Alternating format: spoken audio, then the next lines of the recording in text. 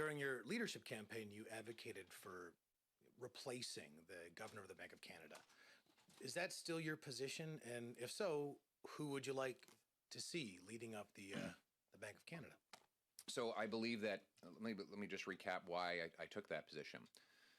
The governor of the Bank of Canada printed $400 billion, he along with his predecessor, even while inflation was rising. He continued these policies while inflation was reaching or exceeding its 2% target.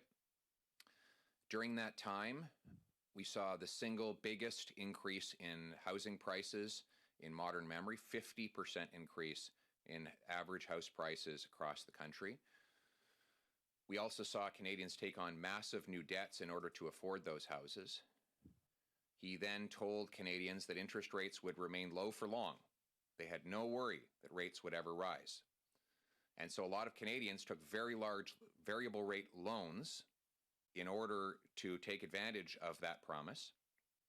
And now that promise has been broken as rates are rising faster than at any time in modern memory. If a waitress doesn't do her job, well, she gets replaced.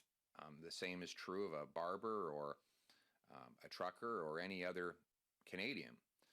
I believe that is the same rule for the governor of the Bank of Canada. He will be replaced with someone who has experience in the central banking system that will have as his singular objective, or his or her singular objective, to keep inflation at the 2% target while protecting the financial stability.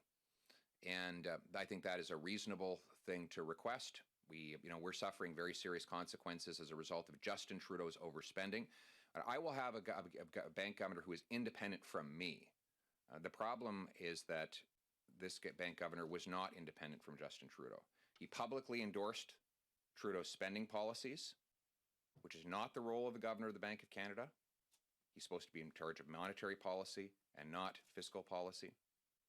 And he printed the money to fund those deficits. And he did so in an inflationary environment.